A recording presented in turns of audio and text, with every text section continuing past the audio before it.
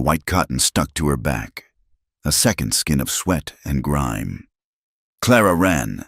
She ran from the town of penance, from the white-steepled church that cast a shadow long as judgment. From the man who owned the church, owned the town, owned her feet, bare and bloody, found every sharp rock and cactus spine the New Mexico desert had to offer. The Sunday white dress, the one he made her wear for Sabbath meetings, was a ruin. Thorns had ripped the delicate lace at the cuffs. The hem was dark with mud and streaks of her own blood from a fall over an outcrop of shale. It was a suffocating garment, tight in the bodice, designed to remind her of purity, of restriction. Now, it felt like a burial shroud she was forced to wear while still breathing. Behind her, she heard shouting, not close, but not distant enough. Two men, Josiah and Thomas, men from her husband's flock, men who believed Preacher Hale spoke the word of God himself. They would have horses. She had only her own failing legs. Harlot, the word carried on the dry wind, thin and sharp. It was his favorite word for her. He had used it 2 nights ago. His voice not a roar, but a cold, slicing whisper that was far more terrifying. She had dropped a plate. Milk and beans had pooled on the rough floorboards. He had waited, his tall, gaunt frame perfectly still, his eyes black in the lamplight. "Clara," he said, "the name a summons. You invite waste, you invite sin. The Lord abhors a careless woman." She had braced herself, hands tightening on the washboard until her knuckles went white. "It was an accident. Husband, there are no accidents in a righteous house." He countered. He moved then, his hand grasping her arm, fingers digging in like talons. He pulled her not to the bedroom, but to the prayer closet, a space barely wide enough for a man to stand. He pushed her in. "You will contemplate your nature until morning. You will ask God to purge the wickedness from your flesh." The lock clicked. She had spent the night on her knees, the cold seeping into her bones, the smell of dust and old lye filling her lungs. The wickedness he saw was her spirit, the small part of her that still remembered laughter, the part that hated the weight of his hand. Now, running, she stumbled, a sob catching in her throat.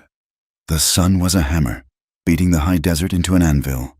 There was no shade, only the stunted growth of greasewood and prickly pear. She saw a flicker of movement to her right, a horseman, silhouetted on a low ridge, looking, hunting. She threw herself into a shallow ravine, scraping her palms and knees on the gravel. She lay still, chest heaving, the taste of alkaline dust on her tongue. The fabric of the dress was too white. It gleamed against the brown earth. She frantically grabbed handfuls of dirt and rubbed them over her arms, her chest, her face, trying to blend, to disappear. Josiah's voice again. Closer. "She went this way! Saw the dress!" Clara pushed herself up and ran again, her mind splintering. She was running from the men, from the preacher, from the memory of his sermons. He preached of purity, but his hands were cruel. He spoke of divine love, but his touch was possession. He'd married her when she was 17. A bargain struck between her father and the traveling preacher to save her soul from the vanity of her youth. Her soul was saved, they said, but her body was forfeit. He would punish her for any perceived defiance. A laugh that lingered too long. A question about his scripture. Once, she had tried to sing a song her mother used to hum, a simple tune about a river. He had backhanded her, the force snapping her head back. "Such worldly noise is an invitation to the devil," he'd hissed, his face a mask of righteous fury. "Your voice belongs to God, and to me, I will not have it cheapened." She was a vessel, a tool, a property, and she had defied him. She had run. This time, there would be no prayer closet. This time, the punishment would be final. He had promised as much. "If you ever shame me," he'd warned, his fingers twisting in her hair. "If you ever try to leave the holy covenant of our union, I will bring you back, and I will burn the sin from you. Clara, I will burn it out, layer by layer, until only obedience remains." The terror of that promise gave her a fresh burst of energy. She scrambled up a dry arroyo, the loose rock shifting under her feet. She was not a strong woman, not in the ways of the world. He had kept her weak, fed her barely enough, kept her isolated, but the part of her that wanted to live was a stubborn, wiry thing. She pushed through a thicket of mesquite, the branches tearing at her hair, ripping the pins free until it cascaded down her back in a tangled mat. She did not feel the pain. She felt only the desperate, animal need to escape. The land stretched before her, a vast expanse of cracked earth, red rock, and a sky so blue it hurt to look at. It was beautiful and terrible, an empty canvas that offered no mercy. She did not see the snake. She felt it, a sharp, hot sting on her left ankle, just above the bone. She cried out, a thin, reedy sound, and fell, tumbling down the short embankment. She landed hard. The breath knocked from her. She looked at her ankle. 2 small, dark punctures, already swelling. A faint ooze of blood. A rattlesnake, coiled not 5 feet away, buzzed its warning too late. It slithered away into the rocks, its scales indifferent. Clara stared at the bite. She knew what it meant. She had seen a ranch hand die this way, a slow, agonizing fever, the flesh turning black, the throat swelling shut. The shouting of the men seemed very far away now. A strange, cold calm settled over her. She had failed. She had run from the preacher only to be caught by God himself. Or perhaps this was the preacher's God, the one who saw wickedness in everything, the one who demanded sacrifice. She lay back against the hot gravel, the sun beating on her face. The pain in her ankle was already a dull, throbbing fire, spreading up her calf. Hallucinations began to blur the edges of the canyon. The rocks seemed to ripple and sway. She saw the preacher's face in the clouds, his mouth open in a silent sermon. "So be it," she whispered to the empty sky. She closed her eyes. She was so very tired of fighting. She prayed to die. She prayed for it to be quick. Jack Carver cursed the heat, cursed the deer he was tracking, and cursed the fact that he was out of decent coffee. He was hunkered behind a jut of sandstone, sighting the buck, when he saw the flash of white in the arroyo below. He lowered his rifle. White. Out here. White meant trouble. It meant civilization. It meant people. He had come to these canyons 3 years ago to be shed of all 3. He watched for a long time. It was a person, lying still, a woman, by the looks of the dress. He scanned the ridges. He had heard shouting earlier, distant, like angry crows. Sounded like townsfolk, which was even worse. He debated. Leaving her was the smart play. A woman in a fancy dress, alone in the desert, meant one of 2 things. She was a criminal or she was bait. He had enough trouble of his own. His face, or what was left of it, was a good reminder of what getting involved got you. A shattered jaw and a life spent in exile.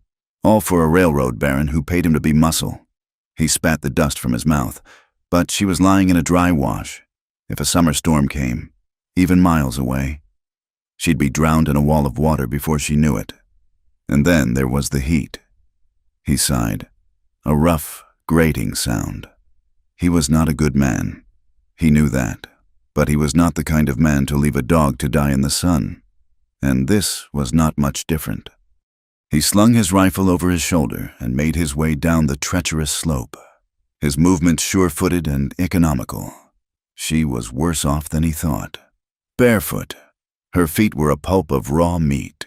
Her face was streaked with dirt and tears. Her lips were cracked and blue. As he got closer, he saw the ankle. It was swollen to twice its size, the skin a mottled purple and green. Snake bite. Bad. He knelt beside her. She was breathing, a shallow, ragged gasp. Her skin was on fire. "Well, hell," he muttered to himself. He looked around again. No one, just the wind and a hawk circling overhead. He hauled her up. She weighed almost nothing. A bundle of sticks and fever. He threw her over his shoulder in a fireman's carry, wincing as his bad knee protested. She moaned, a sound like a small, trapped animal. He carried her the 2 miles back to his cabin, a miserable, squat structure built of stone and mud. tucked into a fold in the canyon walls. It was defensible, and it was hidden. That was all that mattered. He kicked the door open and dumped her unceremoniously on his cot. She did not wake. "Now what?" he grumbled, running a hand through his matted hair. He was damning himself for a fool. This woman was going to die in his bed. And then he'd have to bury her. More trouble. He fetched his knife and the whiskey. He looked at her ankle. It was too late to suck the venom, and that was mostly a fool's errand anyway. All he could do was fight the fever and the poison. He grabbed the knife, a heavy skinning blade, and sliced a crosshatch over the bite. She screamed in her delirium, a high, thin wail that made his teeth ache. He ignored it, pressing the wound to force out as much of the black, venomous blood as he could. Then he poured half a cup of whiskey directly into the cut. She convulsed on the cot, her back arching. He held her down with one hand, his touch heavy, impersonal. He tore a strip from a relatively clean shirt and bound the wound tightly. Then he dealt with the fever. He fetched water from his cistern. It was cool and dark from the earth. He soaked another rag and began to wipe her down, her face, her neck, her arms. That's when he ran into the problem of the dress. The damn thing was stuck to her. Sweat and blood and the ooze from her various scrapes had glued the white cotton to her skin. And it was thick, layers of it. He tried to unbutton the back, but his fingers were clumsy, and the buttons were tiny. Pearls, for God's sake. He cursed again, louder this time. He couldn't get her cool if she was wrapped in a wool blanket, and this was not much different. He took his knife. He paused. This was a line. He knew, but she was dying. "Forgive me, sister," he grumbled, though he meant the opposite. He hoped she was a prostitute, a criminal, someone who wouldn't make a fuss. He ripped the blade up the seam, from hem to collar. The fabric parted, revealing the plain, sweat-soaked chemise beneath. Even that was stuck. He had to cut it away in pieces, peeling it from her skin like a rind. She was all angles and bruises. Ribs stood out like a washboard. There were old scars on her back, pale and crisscrossed, that looked like they'd come from a whip or a belt. He stopped. His gut tightened. He knew those marks. He'd seen them on soldiers who'd been flogged, on slaves in the South. This woman wasn't a criminal. She was a runaway. He threw the ruined dress into a corner. It landed in a heap, a sullied white patch against the dirt floor. He finished cleaning her, his touch now a fraction gentler, his movements efficient. He found an old, long john shirt of his and wrestled her into it. It swallowed her whole. He sat by the cot for a long time, watching the fever ride her. She thrashed, muttering words he couldn't catch. "No," she said once, clear as a bell. "Please, no more." Jack Carver felt a cold, familiar anger settle in his stomach. He looked at the woman on his cot, a stranger, and felt nothing but a profound desire to be alone again. He had saved her. Now he was tied to her. He was a fool. Clara woke to the smell of wood smoke and old coffee. Her body ached in a way that felt deep and permanent.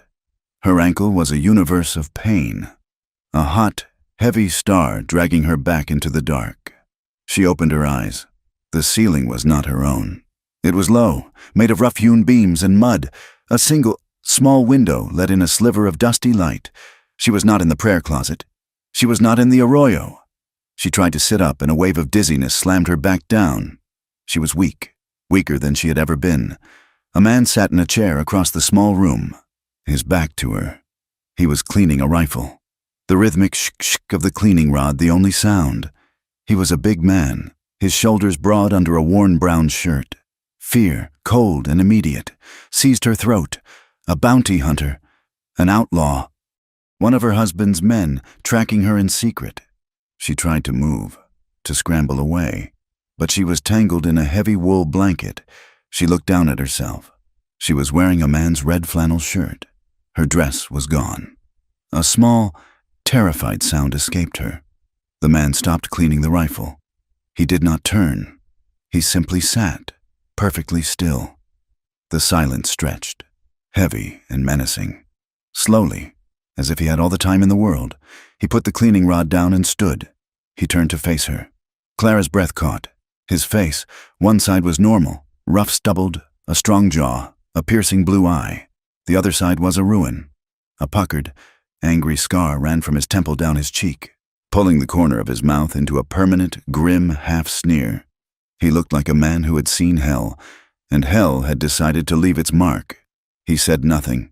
He just looked at her with that one good eye. "Where?"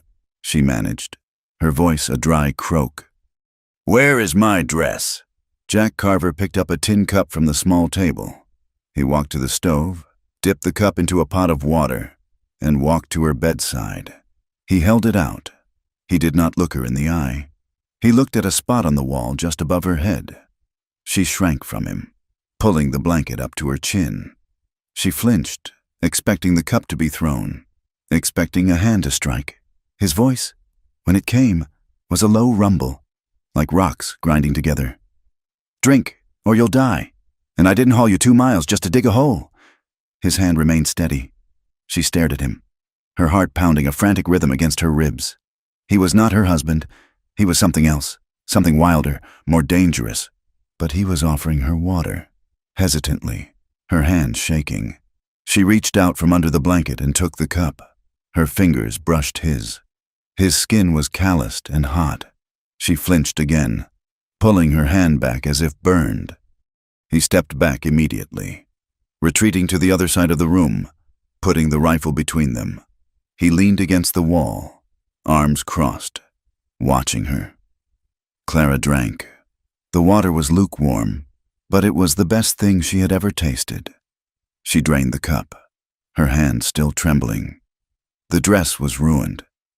He said to the wall, "Stuck to you. Had to cut it off. The snake bite." She looked at her ankle. It was wrapped in a clean, white bandage. She remembered the sting, the fall. You found me. In the arroyo. You're lucky it wasn't a sidewinder." He did not sound pleased about her luck. He sounded annoyed. She was a burden. She knew this tone. She had been a burden her whole life. "Who are you?" she whispered. "Jack. Just Jack." Are you one of his men?" He finally looked at her. His gaze was cold, assessing. "I ain't one of nobody's men, especially not his, whoever he is." He gestured to her bandaged ankle. "You were running. Judging by the marks on your back, you had good reason to—" Clara's hand flew to her own back, a protective, useless gesture. Shame washed over her, hot and acrid. He had seen her. He had seen her shame. "You're a prostitute," he stated. It was not a question. "Or a thief." "I am not," she said, a spark of her old fire returning. I was a wife." He snorted, a humorless sound. "Worse, a wife. No wonder you were running. What'd you do, poison him?" "I ran," she cried, the word tearing from her raw throat. "I just ran." He studied her for a long moment. "Well, you ran here, and now you're here. You can stay till you can walk. Then you move on. I don't want no trouble." He turned his back to her, picked up his rifle, and walked to a heavy wooden cabinet in the corner.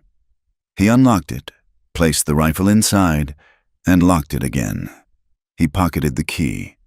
Clara watched him. He was locking his guns away. Was it to protect them from her, or to protect her from him?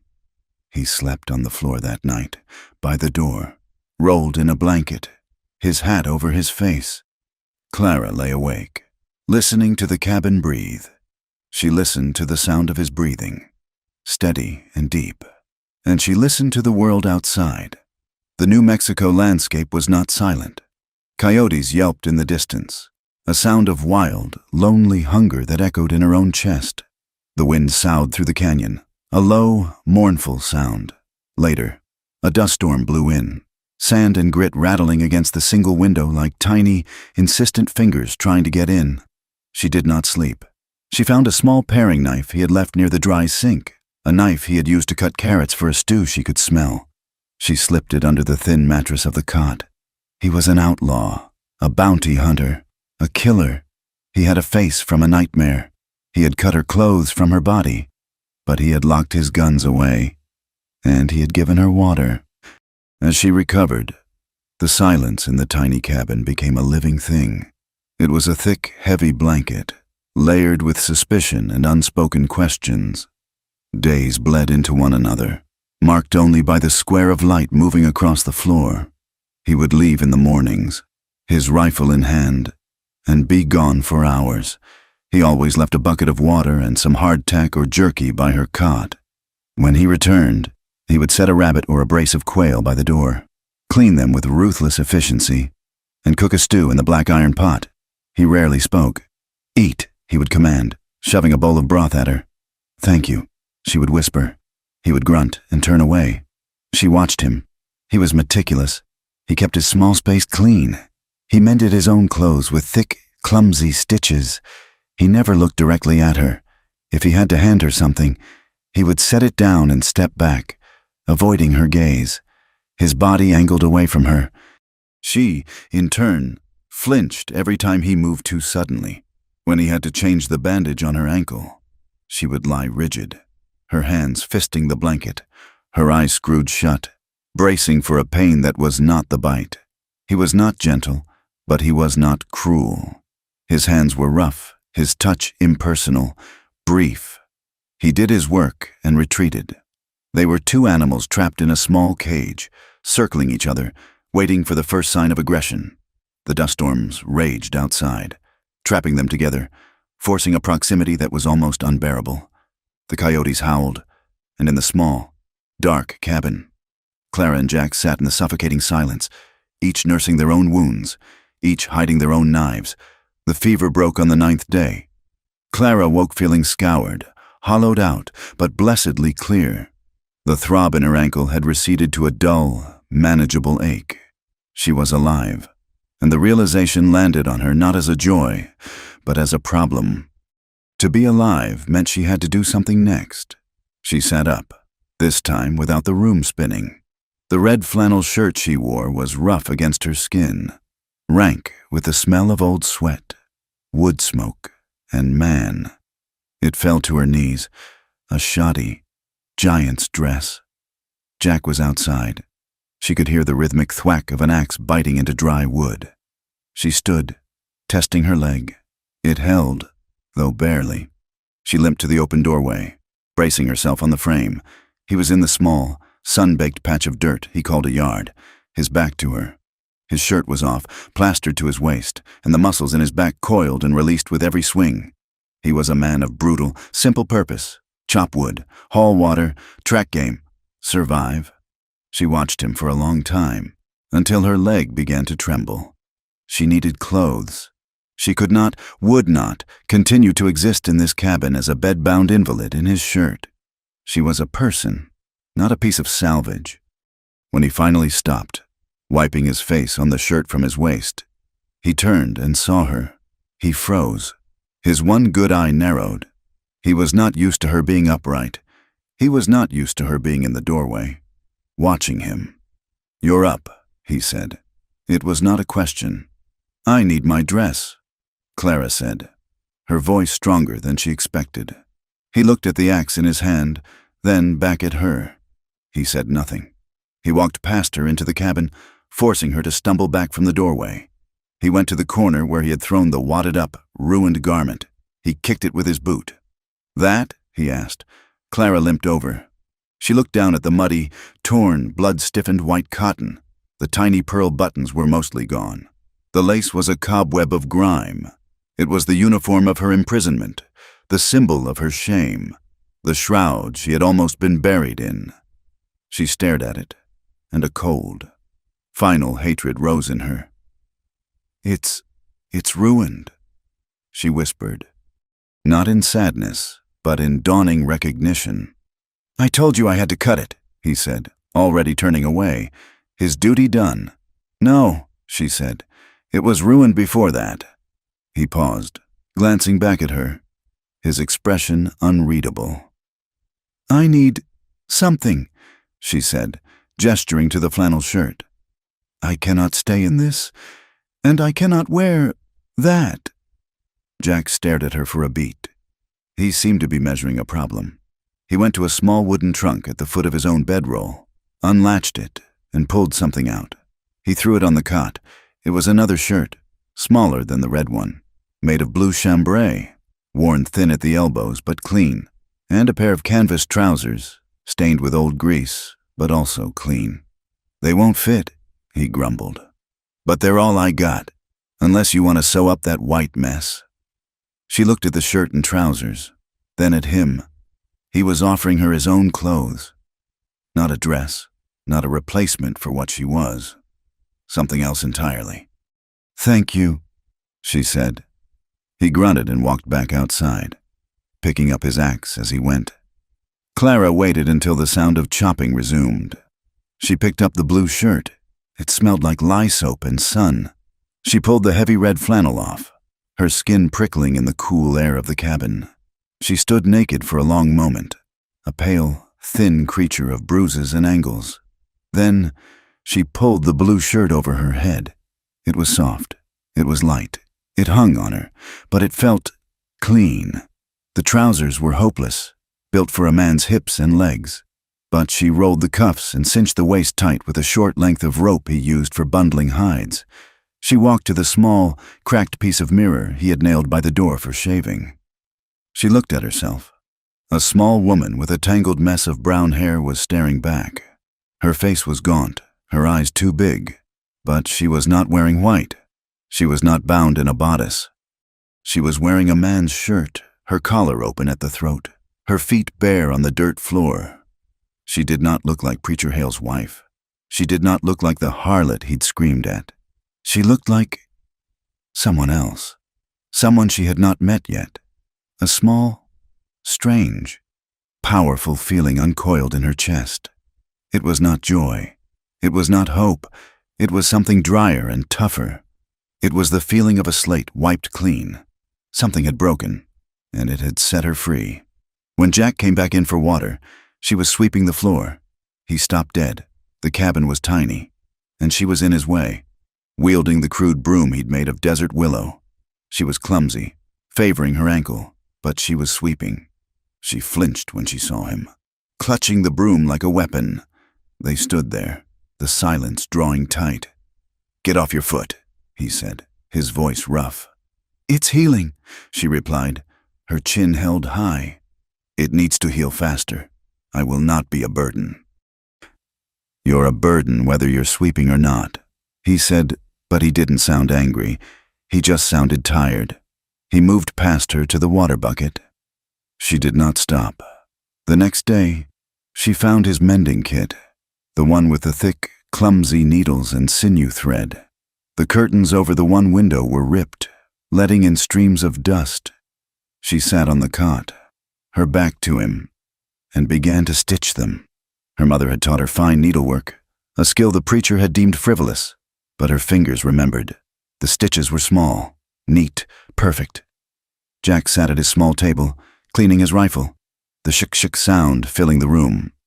He did not look at her, but he saw the way her fingers moved. He saw the patch of sunlight on her bent head. He saw the neat, tight line of thread she was laying down. It was not the clumsy work of a camp woman. It was the work of a lady, or someone who used to be. It made him uneasy. A few days later, he came back from his traps to find the cabin filled with the smell of stew. Not his stew, which was a bland, functional affair of boiled meat and water. This smelled of wild onion, sage, and thyme. She was standing at the stove, stirring the pot with a wooden spoon. She had found his stash of dried herbs. She looked up, her face flushed from the heat. Strands of hair stuck to her damp forehead. I found the rabbit you left. I hope this is all right." He said nothing. He just took the bowl she offered. The stew was hot. It was rich. It was the best damn thing he had tasted in 3 years. He ate it all, his back to her. When he was done, he put the bowl in the wash basin. "It's all right," he said. And he went outside to check on things that didn't need checking. She began to claim small spaces in the cabin. She washed her new shirt and his, hanging them on a line near the fire. She organized his scattered tins of beans and coffee. She chopped wood, though she was terrible at it. The axe handle too big for her hands. He watched her struggle for 10 minutes, his jaw tight, before he snatched the axe from her. "You'll take your own foot off," he snarled. "Then I'll be a burden again," she retorted, her eyes flashing. He stared at her, surprised by the fire. He split the rest of the wood in a flurry of angry, precise blows, then stacked it himself. But the next day, he left a smaller hatchet by the woodpile. He said nothing about it. She said nothing either, but she used it. He said little, but he noticed everything. He noticed she no longer flinched every time he walked into the cabin. He noticed she was starting to put weight on her bad ankle. He noticed the bruises on her arms were fading from purple to a sick, faint yellow. And he noticed, with a deep and unsettling part of his brain, that the blue shirt fit her better than it had any right to. The nights were the hardest. The fire would be banked, the small cabin sinking into a darkness so thick it felt like velvet. He lay on his bedroll by the door, she on the cot. The space between them was only a few feet, but it was a chasm. He could hear her breathe. He could hear her turn, the cot ropes creaking. One night, the coyotes were particularly loud, their yips and howls echoing off the canyon walls. The sound was lonely, and it got inside her. "Jack," she said, her voice small in the darkness. "He was awake. He was always awake." "What? Why did you bring me here?" He was silent for a long time. "You were dying. You could have left me. I ain't a good man, Clara, but I ain't that man. What kind of man are you?" He rolled onto his back, staring up at the dark ceiling. "The kind that wants to be left alone." She was quiet. Then, her voice, even smaller. Are you waiting for me to be better? Are you going to try to use me, like the others?" The question hung in the air, blunt and heavy and terrible. It was the question that had been living under the floorboards of the cabin since she'd arrived. Jack closed his eyes. He thought of the whores in Kansas, the ones who smelled of cheap perfume and desperation. He thought of the things men did when they thought no one was looking. "No," he said. His voice was flat, final. "I ain't." The air was still heavy. It was heavy with the things he did not say. That he was a man and she was a woman. That they were alone. That her hair smelled like wood smoke when she walked past him. That he had not been touched by another human being with anything but violence in 5 years. He heard her let out a breath. A long, shuddering sigh, as if she had been holding it for a week. My husband," she said, her voice gaining a strange, brittle strength from the confession. "He married me when I was 17. My father gave me to him, a gift, to tame. He said I was too flighty." Jack said nothing, but he was listening. "He never let me read anything but the Bible. He said other books were full of worldly sin. He said singing was a harlot's cry. He said laughing too loud was an invitation to the devil. He hurt me when I defied, when I was not pure enough in my thoughts." She paused, and he could hear the tremor in her breath. "I tried to leave once before. Last spring, I only got as far as the edge of town. He and his men, they dragged me back. He whipped me, in the church meeting, in front of everyone, to show them what happens to a defiant wife, to purge the sin." Jack's hands clenched into fists at his sides. He knew those scars. He had known what they were the moment he saw them. "That's when I knew," she whispered, her voice breaking, "that I had to run, or I had to die. So I ran." The silence that followed was different. It was not his silence, or her silence. It was theirs.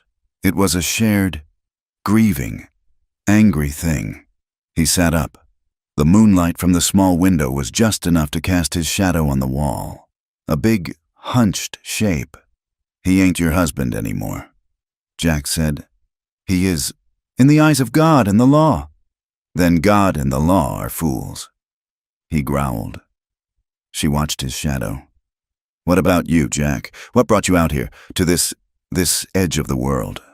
He wanted to tell her to be quiet. He wanted to tell her it was none of her business. His past was a locked box, buried deep. But she had shown him hers. The law of the desert was about trading, water for jerky, a life for a secret. "I was a scout," he said, his voice a low rumble. "For the Union. In the war. I was good at finding things and killing men." He stood up and walked to the dying fire, kicking at the embers. They sparked, briefly illuminating the ruin of his face. "After the war, there ain't much call for a man like me, except for other men who need killing done. Worked for the rail barons, clearing, obstacles, landowners, grangers, anyone who got in the way of the track." He poked the fire with a stick, his movements jerky, angry. "It was good money. For a while. Till I got tired of it. Till I realized I was just a gun for rich men. I tried to quit. In Kansas. My employer. He didn't like that. Said I knew too much. He and his boys. They cornered me in a saloon." He turned, and the firelight caught the scar. "This," he said, his voice devoid of all emotion, "is what getting paid by the railroad gets you. They shot me in the face and left me for dead in a pigsty." He laughed, a dry, barking sound that was more pain than humor. "I guess they figured I wouldn't smile much after that. They were right." He stood there, a big, broken man, silhouetted against the glowing embers. Clara sat up on the cot. She looked at him. She saw the man who had terrified her, the man with the ruined face and the cold eyes. But she saw, for the first time, the man who had been shot and left for dead, the man who had been used, just as she had. She got off the cot, her bare feet silent on the dirt floor. She walked toward him. He tensed.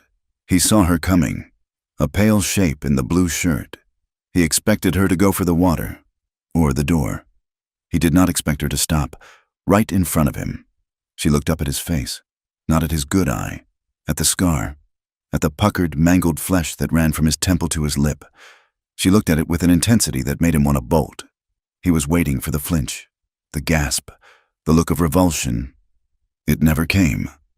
She raised her hand, slowly, so he could see it. He could have stopped her. He could have grabbed her wrist or stepped back. He did neither. He stood frozen, his breath caught in his chest. Her fingertips, calloused from the axe handle but still so light, touched the ridge of his scar, just above his jawline. It was the first time she had initiated contact. Her touch was not one of pity. It was not one of disgust. It was curious, clinical, as if she were mapping a territory. Jack's entire body went rigid. A jolt, hot and sharp, shot through him, starting from the point of her touch and spreading down his spine. It had been so long. So long. He wanted to pull away. He wanted to fall into her. He almost pulled back, but he didn't. He stood. He let her. He let her touch the ugliest, most broken part of him. She traced the line of the scar down to the corner of his pulled-up mouth. Her finger was trembling. Or maybe he was. "He didn't stop you from smiling," she whispered, her voice rough. "He just made it mean more." She dropped her hand, but she did not step back. They stood in the firelight, so close, breathing the same air. The tension, the thing that had been unspoken, was suddenly a roar in the small room. It was Jack who broke the spell. He stepped back, a harsh, sudden movement. "Go to bed, Clara," he said, his voice choked. "The fire's out." He turned his back on her, walked to his bedroll, and lay down, facing the door. She returned to her cot, her hand tingling. She slid under the blanket, but she did not sleep. She lay awake, listening to the sound of his breathing, fast and uneven. Life in the cabin continued, but everything had changed. The silence was no longer empty. It was full. It was charged with the things they had said and the things they had not. Clara watched him when he mended the fence on his small, doomed patch of a corral. She watched the sun on his back, the effortless strength as he lifted the heavy posts. It was not a strength she feared anymore. It was just his. He watched her. One afternoon, he came back from checking his snares, moving silently as he always did. She was in the yard, his hatchet in her hand, but she was not chopping wood. She was dancing. There was no music. She was barefoot, her eyes closed, turning slowly in the red dust. Her arms held out. A small, secret smile was on her face. She was humming a tune he couldn't catch, a ghost of a song. She was not the preacher's wife. She was not the half-dead creature he'd found in the arroyo. She was Clara, and she was, for a moment, completely, beautifully free. He stood in the shadows of the canyon wall, his heart doing a slow, heavy thump in his chest. He watched her for a full minute, a strange, protective ache rising in him. He felt like an intruder. He made a small sound, scuffing his boot, and she froze. Her eyes flew open, the smile vanishing. A blush crept up her neck. I was just, she stammered, dropping the hatchet. Don't, he said, his voice rougher than he intended. Don't stop. But the moment was broken. She fled into the cabin, and he was left staring at the empty patch of dust, the ghost of her song in his ears. The desert sky, which had been a merciless, clear blue for weeks, began to turn. One evening, the air grew thick, heavy, and yellow. The wind died, and a strange, oppressive silence fell over the canyon. Storm's coming, Jack said, his eyes on the horizon. A bad one. He spent the next hour securing the cabin. He barred the window shutter, reinforced the door, and checked the roof. Clara brought his horse, a skittish mare, into the small, lean-to stable attached to the cabin wall. It hit just after dark. The wind came first, a low, rising howl that turned into a shriek. Then the rain, not a gentle fall, but a hard, horizontal lashing that sounded like handfuls of gravel being thrown against the walls. And then the lightning. It was not a storm. It was a war. The sky was split open, again and again, by jagged cracks of white-hot light, followed by claps of thunder so loud the cabin walls shook. Clara was huddled on her cot, the blanket pulled up to her chin. She was terrified of lightning. The preacher had told her it was God's anger, his finger pointing out the wicked. Jack sat at his table, oiling a handgun by the light of a single, flickering lantern. He seemed completely unbothered. Then a crack, not a rumble, but a sharp, deafening explosion, as if the sky had shattered directly over their heads. It was followed by the sound of a great tree splitting and crashing nearby. Clara screamed. It was not a small cry of fright. It was a raw, terrified scream, torn from the deepest part of her. She screamed and scrambled off the cot, falling to her knees in the middle of the floor. No, no, no, please, I'll be good. Please don't burn me, please. She was not in the cabin. She was in the past. She was in the church, or the closet, or running from the men. Jack was on his feet in an instant. The gun was on the table. He crossed the few feet between them and knelt in front of her. Clara, he said, his voice sharp. Clara, it's the storm. It's just the storm. She didn't hear him. She was rocking back and forth, her hands over her head, her body shaking violently. I'll be good. I'll be quiet. Please, husband. No, no more. He put his hands on her shoulders. She shrieked and recoiled, striking out at him, her hands weak but desperate. Don't touch me. Clara, it's Jack. You're in the cabin. You're safe. He grabbed her wrists, holding them firm. Look at me. Her eyes were wide, unseeing, glazed with terror. Look at me, he yelled, giving her a small, hard shake.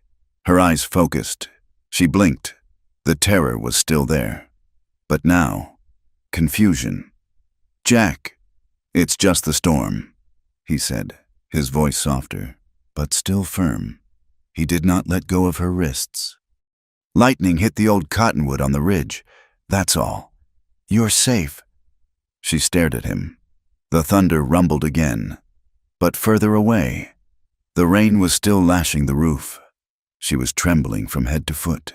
She looked down at his hands, big and dark, wrapped around her own thin wrists. He was holding her. He was holding her. And she was not fighting. The terror receded, and a great, shuddering wave of exhaustion and cold washed over her. She collapsed forward, her forehead slumping against his chest. Jack froze. She was holding on to him. Her hands, no longer fighting, were clutching the front of his shirt. He could feel her shaking, feel the dampness of her tears soaking through the fabric.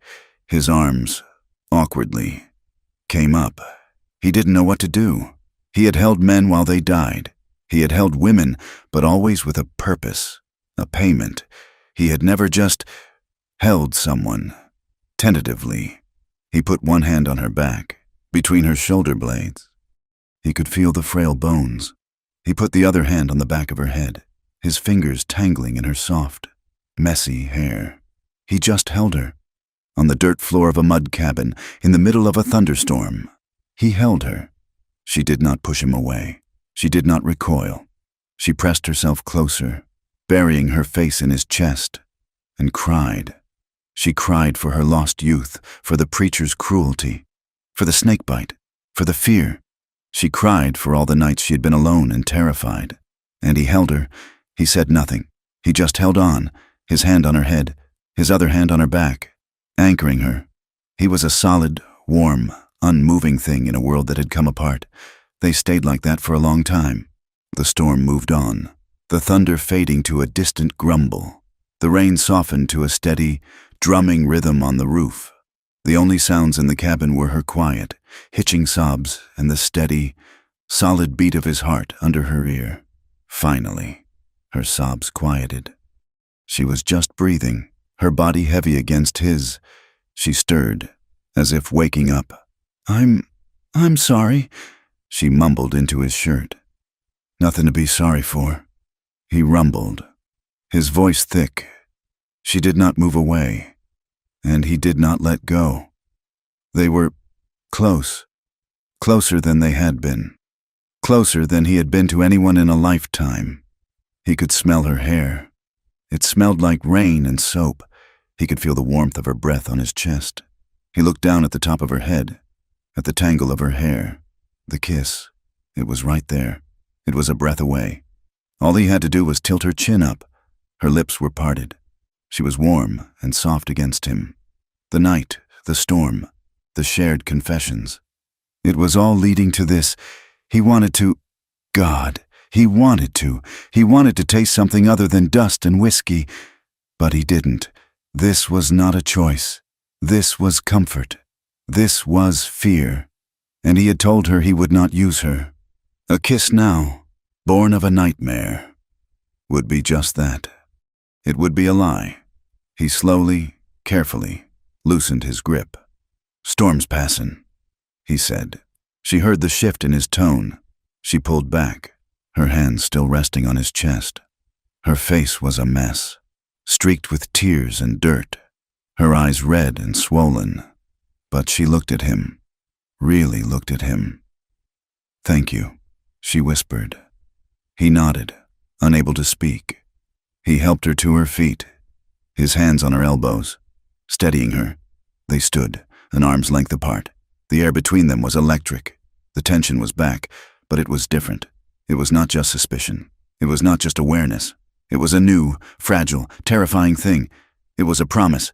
"Go to bed," he said, his voice hoarse. "Get some sleep." She nodded. She went to her cot, pulled the blanket around her, and turned her face to the wall. Jack sat at his table for the rest of the night, watching the lantern burn down, the unloaded gun in his hands. He did not sleep. The kiss had not come, but it was close. It was sitting on the table between them, as real and as dangerous as the loaded gun. The storm passed, but it left the air charged. The intimacy of that night, of Jack holding her while she broke, had woven a new, invisible thread between them. It was taut, and it was fragile. When he told her he was riding to town for supplies, the thread pulled so tight she thought it would snap. "Town?" she repeated, her voice thin. She was standing by the stove, holding a tin cup of coffee. "Out of flour," he said, not looking at her. He was checking the cinch on his saddle, his movements short, efficient. "And salt, and coffee's low." I can go," she offered, though her ankle was still a tender, swollen mess. He stopped. He finally looked at her. His good eye was flat. "No, you can't. You can't even walk to the spring without a limp. You ain't ready for town." A cold fear, sharper than any she'd felt during the storm, gripped her. He was leaving. He was leaving her alone. After she had cried on him, shown him her weakest, most broken self. He was disgusted. He was leaving for good. "You're coming back," she said. It was not a question. It was a plea. He paused, his hand on the saddle horn. He looked at her, at the panic in her wide eyes, the blue chambray shirt that was still too big for her. He looked at her as if she were a puzzle he couldn't solve, or a trap he'd already stepped in. "I live here, Clara," he said, his voice rough. "I'm coming back." Or worse. The thought hit her as he mounted his mare. He was going to town. He would talk to people. He would hear something, or he would see a sheriff, a lawman. He would tell them about the woman he'd found. A woman with whip scars on her back. A woman running. He could trade her. A woman for a winter's worth of supplies.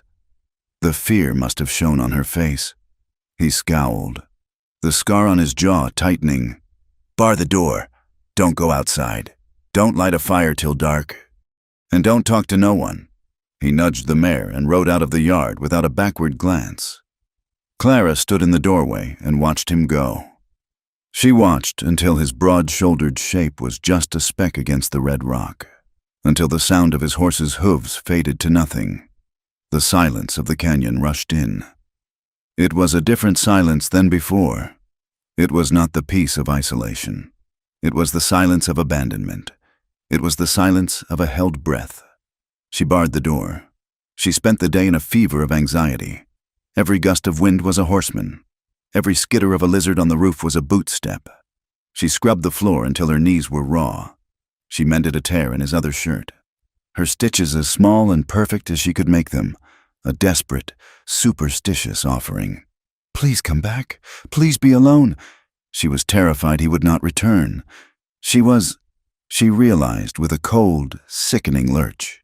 Even more terrified that he would not be alone. Redemption Creek was a 40-mile ride. A full day's journey. It was a hard, sun-scorched town of 20 buildings, half of them saloons, all of them looking temporary. Jack hated it. He hated the smell of unwashed bodies, stale beer, and civility. He tied his mare outside the general store, his rifle in his hand. He never left his rifle. His face, as always, earned him a wide berth. Men looked at him, then looked away. The scar was a warning, a do not speak sign written in damaged flesh. He bought his flour, his salt, his coffee, and a small bag of hard candy, which he told himself was for him. He paid in cash, his words clipped. The storekeeper, a man with nervous eyes, bagged his goods without a word of small talk. He had one last stop. He needed cartridges for his rifle, and he needed a drink. One drink, to wash the taste of the ride, and the town, out of his mouth. He pushed open the bat-wing doors of the Lucky Spur. It was early, the saloon dim and smelling of sour mop water. 2 men were at a corner table, nursing beers, a freight driver and a local ranch hand by the looks of them. Jack went to the bar, put his back to the wall, and ordered a whiskey. He drank it slowly, letting the burn settle. He was just about to leave when he caught the words. "Swear on my mother's grave," the ranch hand was saying, his voice carrying in the empty room. $50. Preacher Hale, over in Penance. He posted it himself. Jack's hand tightened on his glass. He did not move. He did not turn. He was a stone wall. $50 for what? The freight driver asked, spitting tobacco juice onto the floor.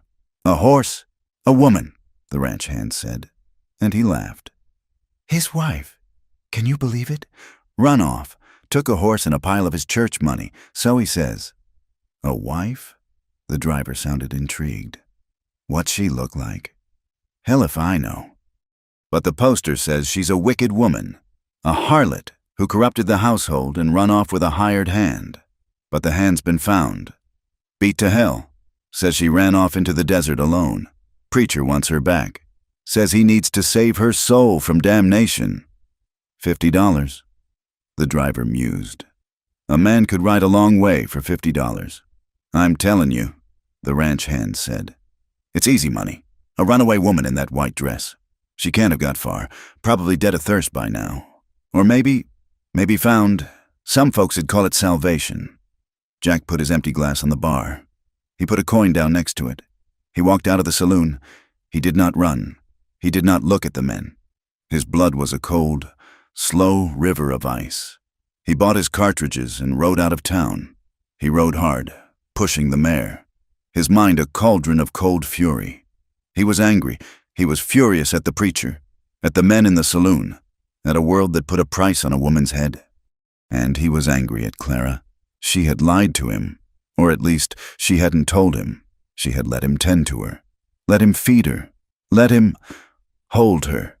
She had let him feel whatever it was he was feeling, all while she was a $50 bounty, all while she was, in the eyes of the law, a thief. What else had she lied about?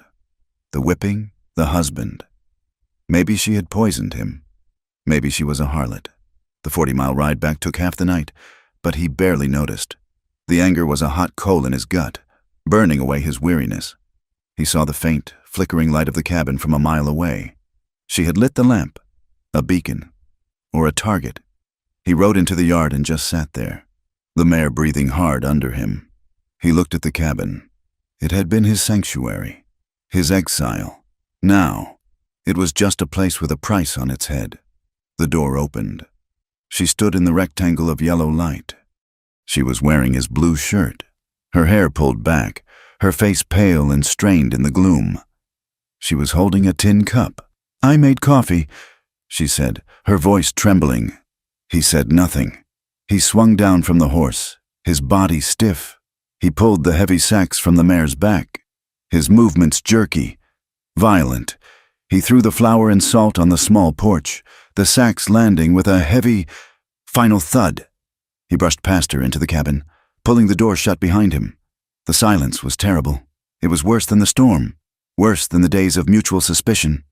This was a new, cold, dangerous silence.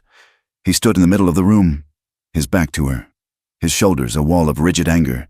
"Jack," she whispered. "What is it? What's wrong?"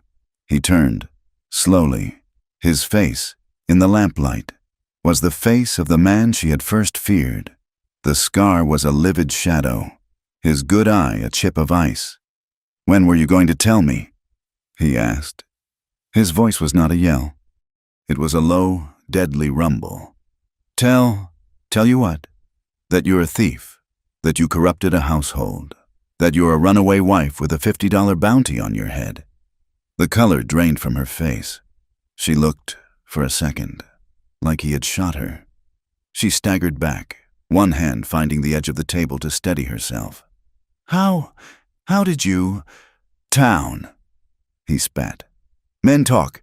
Seems Preacher Hale is mighty keen to get his property back, so keen he's offering money for it." She stared at him, her mouth open, but no sound came out. "So, what's the truth?" "Clara," he snarled, advancing on her. She shrank back. "Was it the money? Did you steal from him? Is that why you're really running? Was any of it true? The whip? The closet? Or was that just a story? A good story to tell a fool in a canyon to keep him from turning you in?" "No," she whispered, shaking her head, her eyes wide with a new, different terror. Not of him, of his words. "No, it's true. All of it." "So you didn't steal his money?" "No, I took nothing. I ran. I ran in my dress. I had nothing." He was close now, looming over her. Then why the bounty? Why corrupted a household? Why thief? "Because," she said, her voice breaking. "Because he would. He would say that, because he cannot have a wife just leave. She must be a sinner. She must be a criminal. If I am a thief, then he is just, if I am just, a woman who ran, then he... She couldn't finish. She looked at his cold, angry face, and the last of her strength, the strength that had held her up for 3 weeks, just evaporated. She didn't cry. She didn't scream. She just deflated. Her legs gave out and she slid to the floor, her back against the table leg. She sat there, a small, huddled shape in his blue shirt, and covered her face with her hands. It was not a loud breakdown. It was a quiet, profound, and terrible surrender. A single, dry sob shook her. "Even out here," she whispered into her hands. "Even all this way, he won't leave me alone. He will never, ever leave me alone." Jack stood over her, his fists clenched, his anger warring with something else. This was not the confession of a liar. This was not the fear of a thief. This was the exhaustion of a hunted animal. This was the sound of a woman who had finally, completely run out of road. His anger did not vanish, but it shifted. It turned from her and pointed back out, into the dark, toward Penance, toward Preacher Hale. He let out a long breath. He knelt, not close, just down on her level. "He ain't found you," he said, his voice quiet now. The anger banked. "He will," she muffled. "He'll send men. He'll come. He'll find me. And he'll find you. And he'll hurt you for helping me." "Let him try," Jack said. She looked up then, her face streaked with tears, her eyes pleading. You should take me back. Jack, take me to him." "Get the $50. At least you'd be safe." He stared at her. He stared at her for a long, long time. And then he did something he had not done in years. He almost smiled. The scar pulled at his lip, but the expression in his good eye was something else. "Get up, Clara," he said, and his voice was not hard, and it was not soft. It was just his. "The coffee's getting cold." They ate supper in silence, but it was the silence of their first days, a shared space, a guarded truce. He was no longer angry. He was thinking. She was no longer terrified. She was numb. Night fell. The rituals of the cabin took over. He banked the fire. He checked the bar on the door. He unrolled his bedroll. He was about to lie down, in his usual spot, a guardian by the threshold. "Jack?" Her voice was a thread in the dark.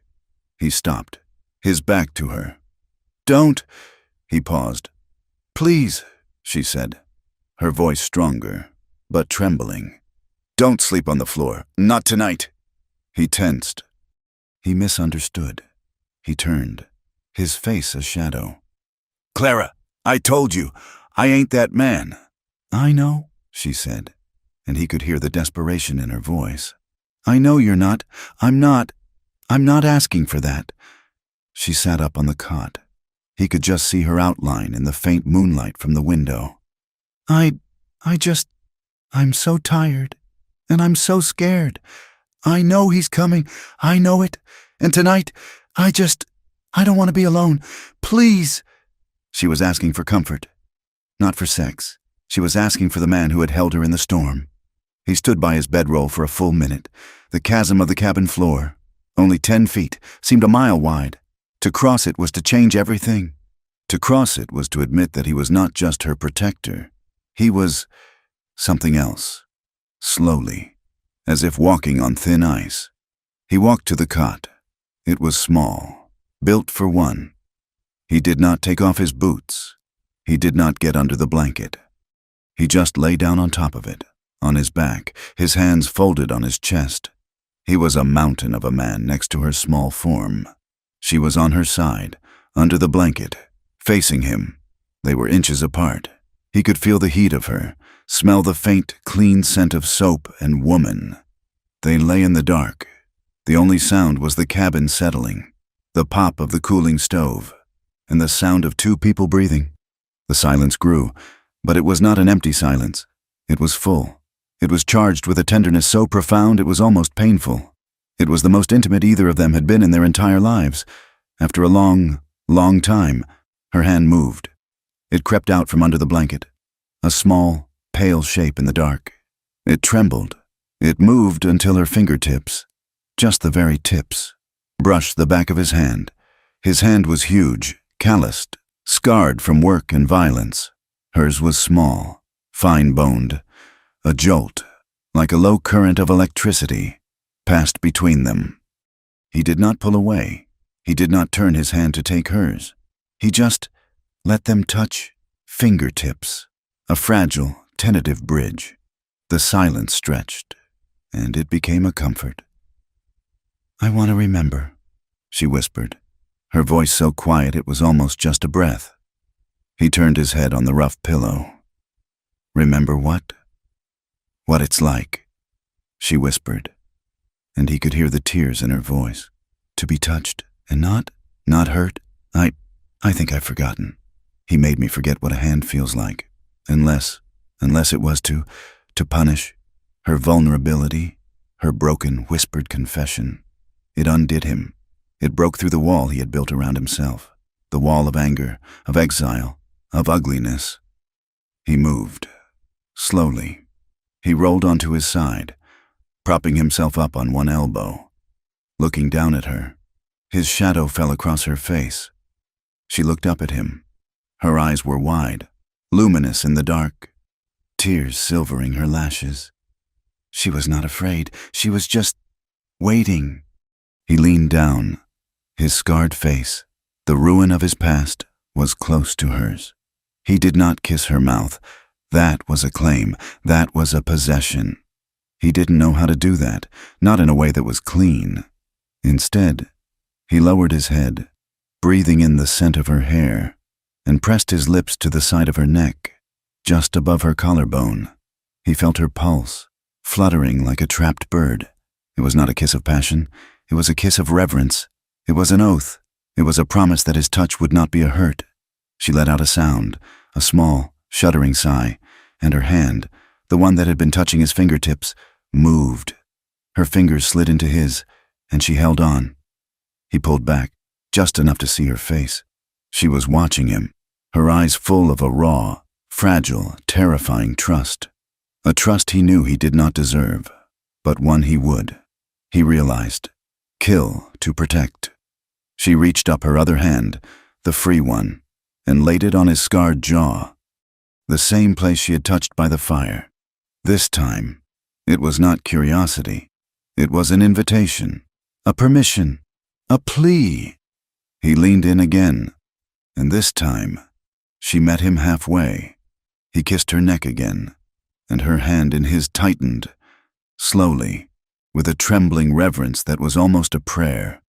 They began to undress each other. It was not a seduction. It was a liberation. His rough fingers were clumsy on the small buttons of her chemise. She helped him, her own hands shaking as she unladed his belt. He pulled his shirt over his head, and she laid her palms flat on his chest, tracing the old, pale scars there, maps of a life he'd never spoken of. Every touch was a question. Every answering touch was a yes. She was sitting on the edge of the cot, clad in only her thin chemise, when he saw it, in the wooden trunk at the foot of the cot, where she must have put it, the wadded heap of white cotton, her old life, her prison. He stopped. He stood up, naked to the waist, and walked to the trunk. He pulled the dress out. He held it up in the moonlight that streamed through the window. It was a ghost. It smelled of her fear, of dust, of the preacher's righteous anger. Clara watched him, her breath catching. She did not know what he was doing. He looked from the dress, a symbol of her bondage, to her, the woman in the thin chemise who had asked to remember touch, his face, in the shadows, set in a hard, resolute line. He walked to the cast-iron stove. He opened the firebox door. The embers from their supper fire were still glowing, a bed of dull red. With a sudden, violent motion, he ripped the dress. The sound of tearing cotton was a scream in the quiet cabin. He ripped it again, and again, tearing the lace, the tight bodice, the mud-stained hem. He tore it into strips. Then, he shoved the pieces, one by one, into the stove. He added a small piece of kindling. The dry fabric caught. The flames flared up, a sudden, bright orange that illuminated the entire cabin, that danced on his scarred face and her tear-streaked one. Clara watched, and the tears that had been threatening all night, all week, all her life, finally came. They were not tears of fear or of pain. They were tears of release. She watched her old life, her shame, her prison, turn to ash. He turned back to her, the firelight casting flickering. heroic shadows across his bare chest. He walked to the cot. He knelt on the floor in front of her. He did not speak. He just gently, so gently, wiped the tears from her cheeks with his rough thumbs. He kissed her mouth, softly. A question. She kissed him back. Her hands found his face. A yes. Their first night together was not a fire. It was not a storm.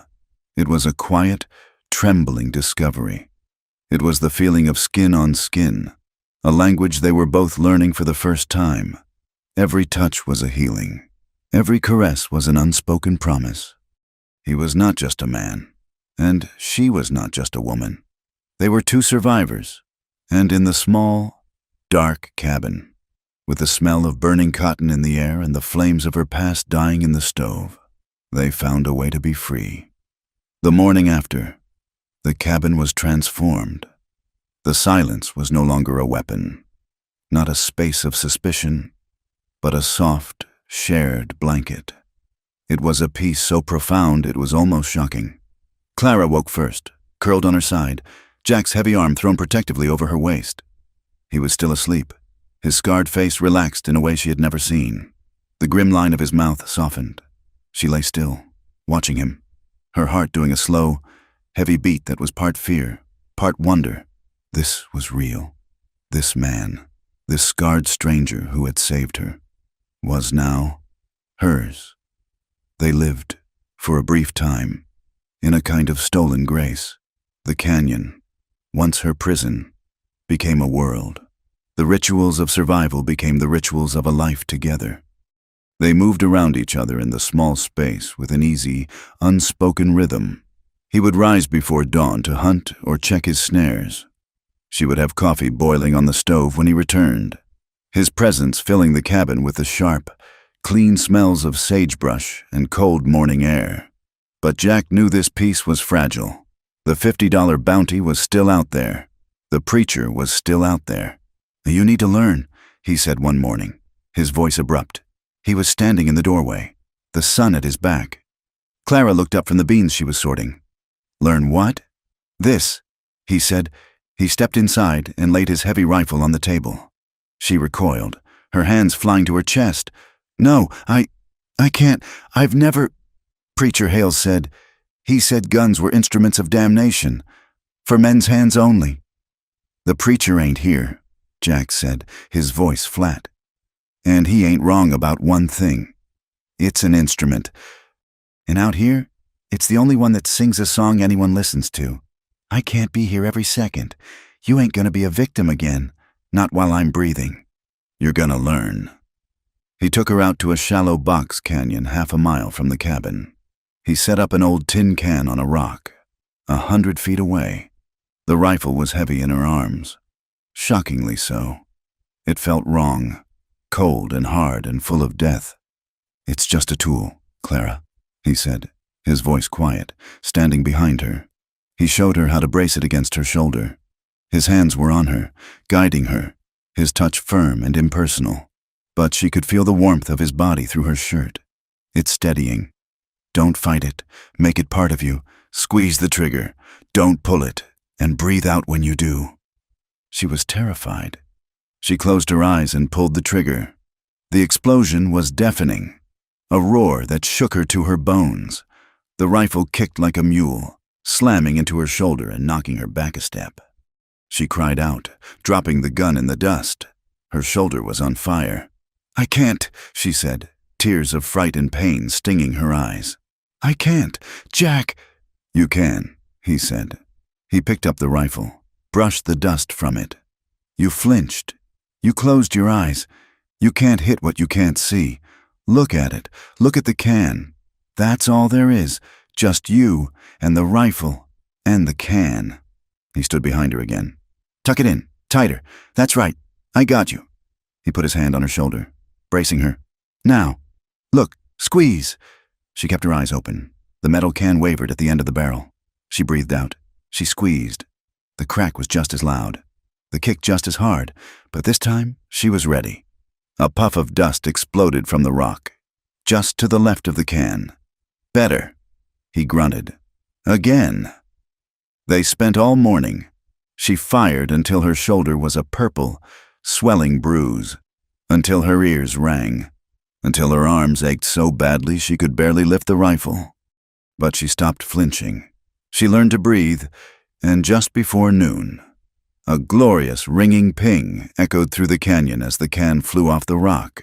She gasped, lowering the rifle. She had done it.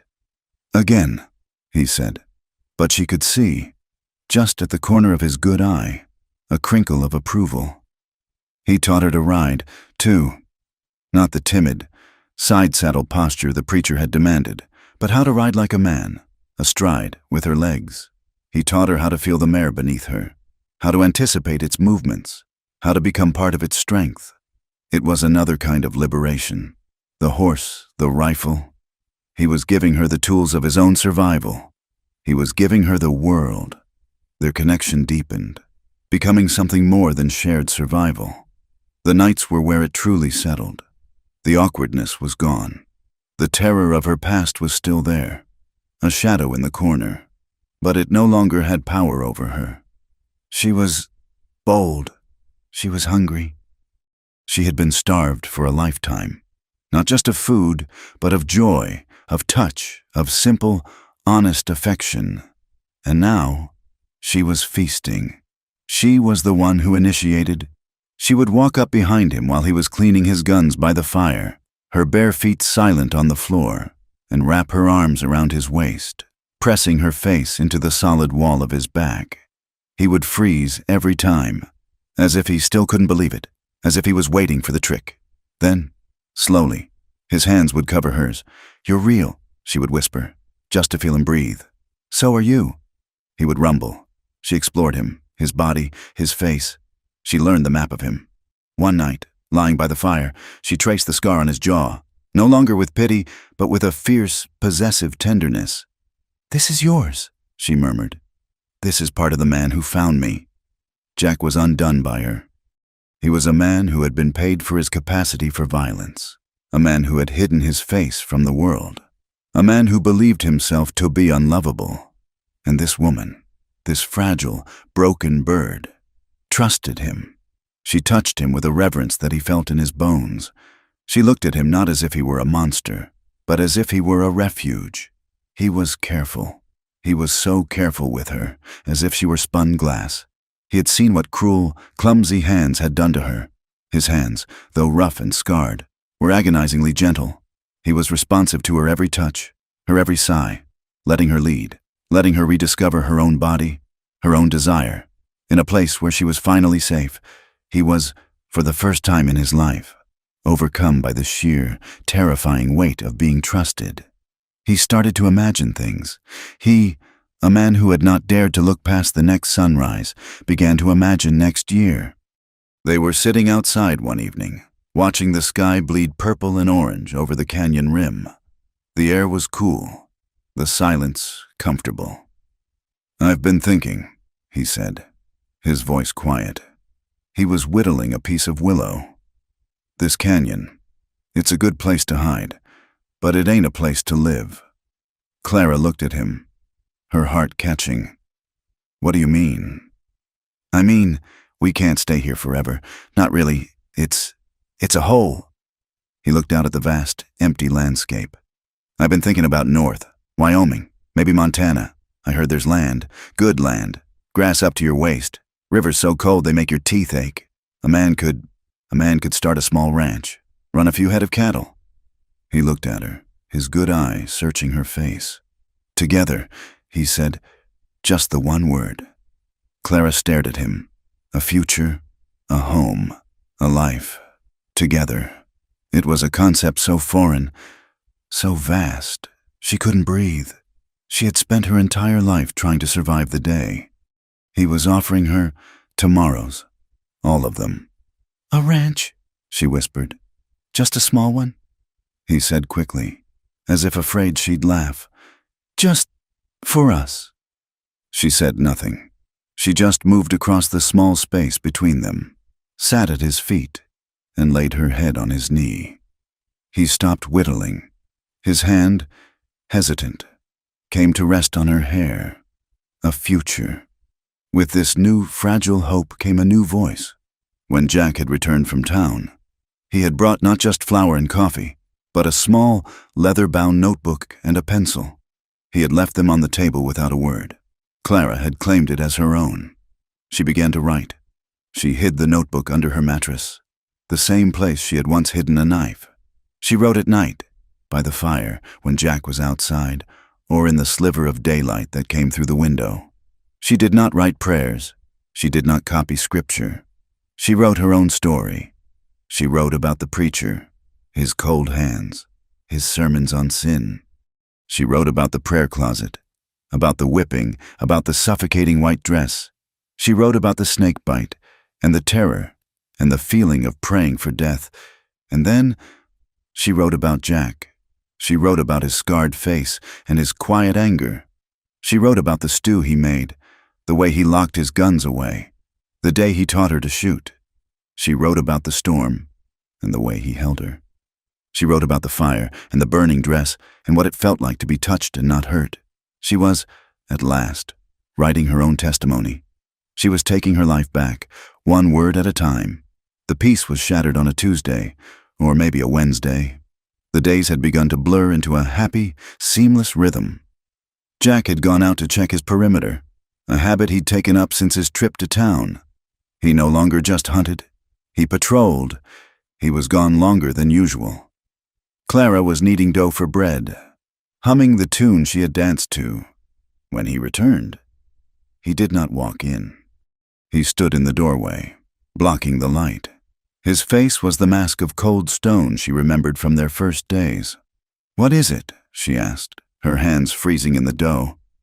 "Jack, you're frightening me." "Pack," he said, his voice flat, dead.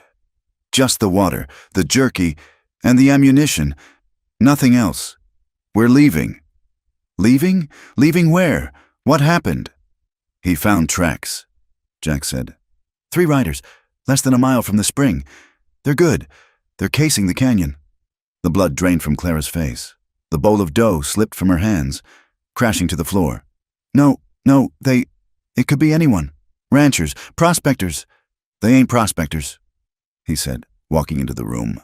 He began to check his rifle, his movements swift and economical.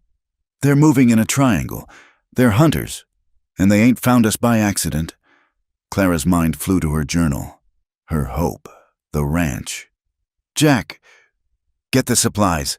Clara, we ride north, now. We can be out of the canyon before they know we've moved." She just stood there, paralyzed by the sudden, cold dread. He was coming. After all this, he was here.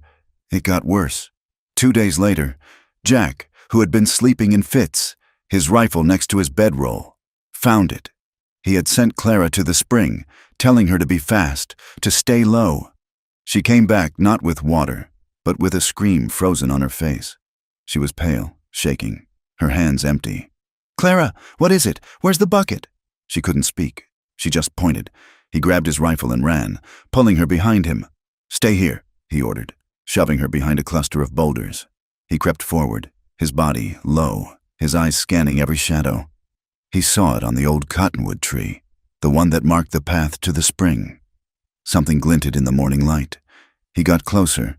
His blood ran cold. It was a wedding band, a simple, thin band of gold. It was nailed to the tree trunk, hammered in with a single, crude iron nail, right at eye level, where she could not miss it. It was Clara's ring, the one she had told him she'd thrown in the dirt of her room before she ran. He had found it. The preacher had found the ring, and he had carried it all this way. He had ridden into this canyon, past Jack's defenses, and he had nailed it to this tree. It was not just a threat. It was a sermon. It was a brand. It was a cold, patient, terrifying promise. "You are mine. I am here. You cannot run from God, and you cannot run from me." Jack ripped the ring from the tree, the nail screeching as it came free. He stalked back to Clara. He opened his hand. The ring and the nail lay in his palm. She made a small, choked sound and fell back against the rock. "He was here," she whispered. "He was right here, while we were sleeping. He's toying with us, Jack said, his voice a low, lethal growl. He was not afraid. He was furious. The sheer arrogance of it, the violation. "We have to run," Clara said, scrambling to her feet. Her voice was thin, frantic. "Now, Jack, we have to go. We'll ride all night. We'll go north, just like you said. We can—" "No." The word stopped her cold. "What?" "We're done running," Jack said. He looked at the nail in his hand. "He thinks he can walk in here, nail his claim to my tree. He thinks he can just walk in and take you." "He will," she cried, the terror finally breaking her. "You don't understand him. He's not just a man. Jack, he's a zealot. He believes God is on his side. He will bring men. He'll bring the law. He'll tell them you kidnapped me. He'll see you hanged. He will kill you just for helping me." "Let him try," Jack said. He turned and started walking back to the cabin. "Jack, no!" She ran after him, grabbing his arm. "Please, don't do this. It's me he wants. It's my sin. I brought this to you. I brought this danger. If you hadn't found me, you'd be safe." The guilt, the old shame the preacher had branded on her, poured out. "It's my fault. I'm a stain. I'm a wicked woman, just like he said. I corrupted you." He whirled on her, his face a thunderhead. He gripped her shoulders, his fingers digging in. "Stop it," he commanded. "You stop that, right now. You are not a stain. You are not wicked. You are a woman who survived. You are the strongest person I have ever known. And this is not your fault. It is his." He stared at her, his good eye burning with a fire she had never seen. "I spent my whole life running. Clara, from the war, from the railroad, from my own face. I'm done. I ain't running from this two-bit Bible thumper. He ain't taking you." His voice softened. "Just a fraction. You deserve someone who won't just hide you in a hole. You deserve someone who will stand up, someone who will fight for you." She looked at him, at this brave, foolish, broken man who was willing to stand against God and the law, all for her. The love she felt for him was a sudden, agonizing wave that stole her breath. He was right. Running wouldn't work. The preacher would hunt them until they were old, or until he was dead. The only way out was through. Her fear did not vanish. It crystallized. It turned into a hard, cold, defiant anger that matched his. She was not the preacher's wife. She was not a victim. She was Jack's woman, and she would not be taken. She reached up and put her hands on his face, her palms covering his rough cheeks, her thumbs on his scar. Her hands were trembling. "Then don't just fight," she whispered, her voice a raw, desperate command. He looked at her, confused. "Clara, don't just fight for me," she said, her eyes locked on his, her voice shaking with a sudden, fierce need. "Take me, now. Remind me what you're fighting for. Remind me what's real, before he comes." He understood. He saw the desperation in her eyes, the need to claim their life, their bond, before the outside world came to tear it apart. This was not a plea for comfort. This was an act of war. He swept her up into his arms, his mouth finding hers in a kiss that was not gentle, not healing. It was desperate. It was fierce. It was almost angry. It was a claiming. He carried her into the cabin, kicking the door shut. He did not take her to the cot. He took her to the middle of the floor, in the patch of sunlight, on the bearskin rug where they ate, where they lived. They tore at each other's clothes, their hands frantic. This was not the slow, healing discovery of their first night. This was a desperate, primal need to hold on. It was a defiant act against the man who had nailed her past to a tree. It was skin on skin, teeth and nails, a fierce, raw, almost violent staking of a claim. It was their way of holding on to each other before the storm broke, their way of saying, in the only language they had left, that this was real, and they would not let it go. The first sound was not a gunshot. It was a voice. It came from the canyon rim, amplified by the high rock walls, a sound that did not belong in the wilderness. It was a voice of iron and judgment, a voice that carried like a sermon. "The wicked woman shall be brought low." Jack and Clara, entangled on the bearskin rug, their bodies still damp from their desperate union, froze. The air in the cabin turned to ice. That voice, it was a sound from Clara's nightmares, a sound she thought she would never hear again.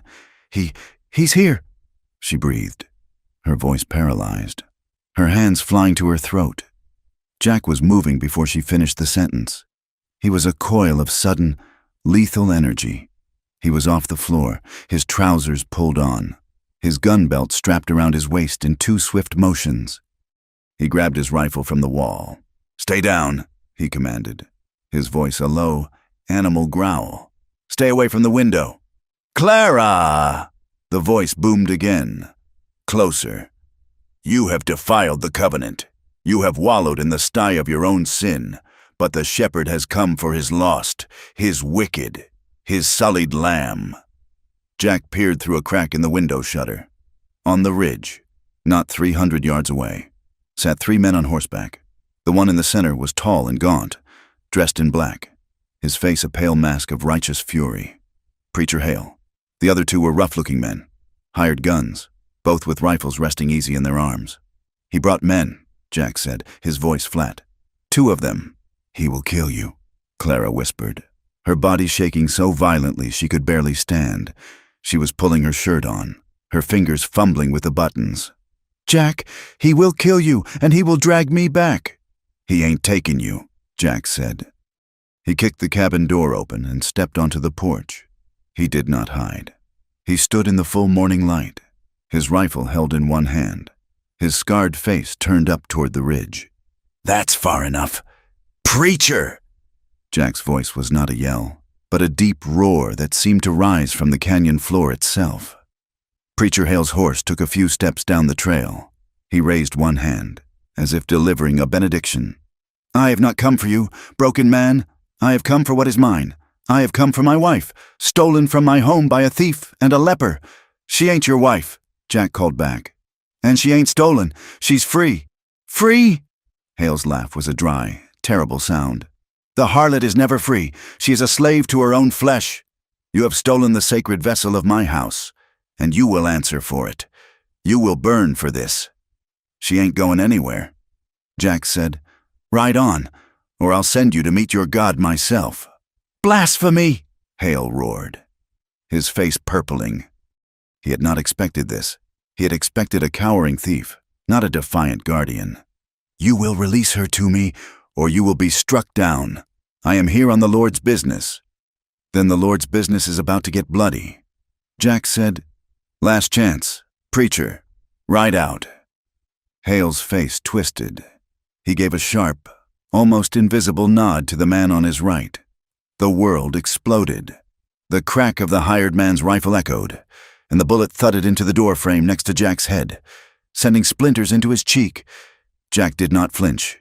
He was already moving, diving from the porch, rolling behind the low stone wall of the corral. He brought his own rifle up. He was not a barroom brawler. He was a scout. He was a hunter. He fired. One shot. The man who had fired on him gave a choked, surprised grunt. He dropped his rifle, clutched his chest, and toppled sideways from his horse, crashing into the rocks below. He did not move again. "No!" Clara screamed from the cabin doorway. Get back inside," Jack roared at her. The second gunman, startled, fired wildly. His shots chipped the stone wall, kicking up dust. Jack was already moving, using the meager cover of the corral, his eyes sighting down the barrel. This was his canyon. He knew every rock, every shadow. He aimed, not for the chest, for the arm. He squeezed the trigger. The second man cried out. A high, thin sound, as the rifle was torn from his grasp. He clutched his shattered right shoulder, blood pouring between his fingers, and wheeled his horse around in a panic. It had taken less than 10 seconds. One man dead, one wounded and fleeing back up the trail. And then there was Hale. The preacher sat on his horse, stunned. His escorts, his righteous fury, had dissolved into blood and cowardice. He looked at the man he had killed, then at the man fleeing, and then his eyes, black with a terrible, unholy rage, fixed on the cabin. On her. "Devil!" he screamed, his voice cracking. He spurred his horse, not in retreat, but in attack, charging down the slope toward the cabin, toward Clara, who was still frozen in the doorway. He was pulling a heavy revolver from his belt. Jack saw it. He raised his rifle, but Hale was moving fast, and Clara was in the way. "Clara, move!" he yelled. But Clara did not move. She did not hide. She did not run. Something inside her, the last thin thread of her old fear, finally snapped. She stepped out.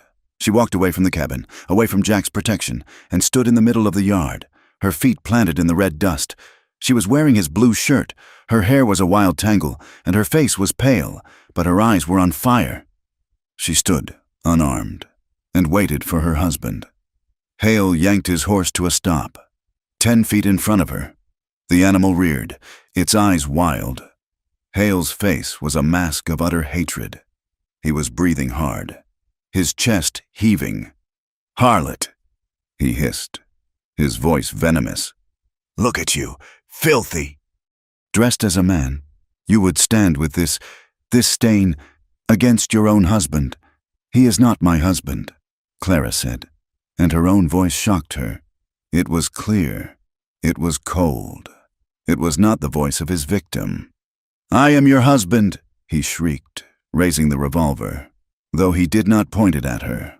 Not yet. "I am your master, in the eyes of God.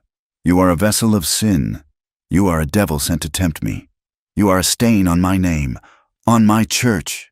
"I am not a stain," Clara said, her voice rising, gaining strength from the dry, clear air. "I am not a harlot, and I am not a devil."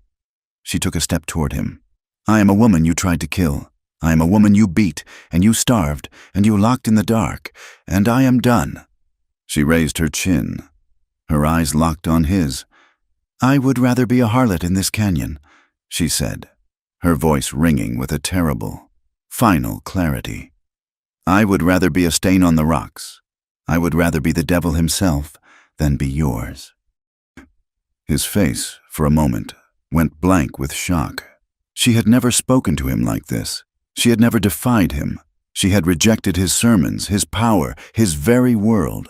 His control snapped. The righteousness fell away, leaving only the raw, ugly violence beneath.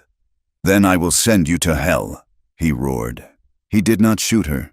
He meant to strike her, to beat her into submission as he always had. He raised his arm, the heavy revolver in his fist, to bring it crashing down on her skull. The rifle cracked. It was Jack. He had moved from the corral, his face a mask of cold fury. He had not shot to kill. He had shot to punish. The bullet struck Hale's right shoulder, the same one the other man had favored. The impact spun the preacher clean out of his saddle. He landed hard in the dust, the revolver flying from his numb hand. He screamed. It was not a roar of anger. It was a high, thin, animal sound of pain and disbelief. He lay on the ground, clutching his ruined shoulder, his black suit covered in the red dust. He looked at Jack, then at Clara, his eyes wide with a new, terrified understanding. They were not his victims. They were his judgment. He was left moaning, a pathetic, broken man, his righteousness shattered, his power bleeding into the dirt. Jack did not spare him a second glance. He ran to Clara, who was standing, trembling, in the aftermath. He grabbed her arm. "Now," he said. "Now we go." The cabin?" she stammered, looking back at their home. "It's gone," he said, pulling her toward the horses. "It's just a place. He knows it. They all know it. We're done here." They did not pack. They had already prepared. The saddlebags with the water, the jerky, the ammunition, and her hidden journal were already on the mare. He grabbed the reins of both horses, helped her mount, and swung up onto his own. They rode out of the yard, past the dead man, past the moaning, defeated preacher. Clara did not look back. They rode north, out of the canyon, pushing the horses hard. They rode into the harsh, unforgiving high desert, the land they had crossed to find each other. Now the land they had to cross to escape. They rode for hours, until the canyon was just a scar on the horizon. The sun was a hammer, beating down on them. The silence was broken only by the clatter of hooves on stone and their own ragged breathing. Late in the afternoon, Jack faltered. He swayed in the saddle. "Jack!" Clara called, pulling her horse alongside his. He was pale, his face slick with a sweat that was not from the heat. He looked down at his left side, just above his hip. His shirt was dark, soaked with a color that was not dust. "He got me," he grumbled, his voice thick. "That second one, the one who ran, his shot was wild, but not wild enough." "Dear God," she whispered. "We have to stop. I have to bandage it." "No," he said, setting his jaw. "We stop. They catch us." Hale won't be down for long. He's got a wounded man, and he's got a horse. He'll ride back to Penance and get a posse. He'll claim we're murderers. We have to keep moving. He spurred his horse, but his movements were getting clumsy.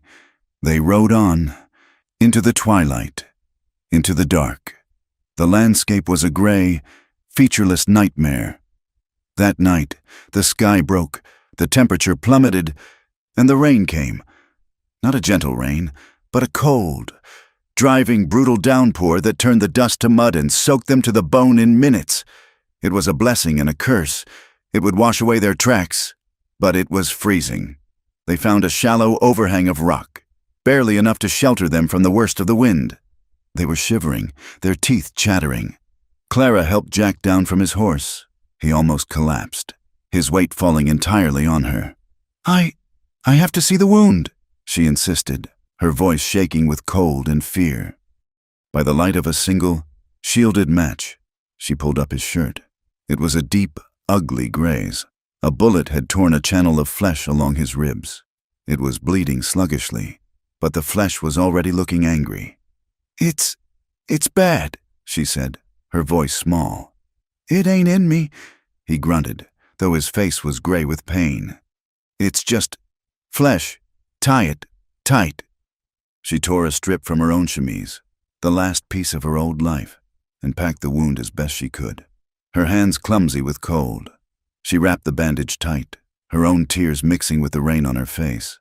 He slumped against the rock, and she huddled against him, her arms around him, trying to share her meager body heat. They sat like that all night, shivering, listening to the rain lash the desert. And then the coyotes came. They did not come close, but they were there, a pack, drawn by the scent of blood. They yelped and howled from the darkness, a ring of unseen, hungry voices. It was a high, lonely, terrifying sound, the sound of the wilderness waiting to claim them. Clara held Jack tighter. He was slipping in and out of consciousness, his body burning with fever one moment, shivering with cold the next. "It's just dogs," he muttered, his hand weakly finding his pistol. They won't come close. Fire's what we need." But they had no dry wood. There was no fire. There was only the rain, the blood, and the howling. They rode for 3 more days. It was a blur of misery. The rain stopped, and the sun returned, baking the mud into a hard pan. Jack was feverish, delirious. He swayed in the saddle, and Clara had to tie his wrist to the saddle horn to keep him from falling. She led his horse, her own body screaming with exhaustion. She measured their life in sips of water from the canteen. The jerky was gone.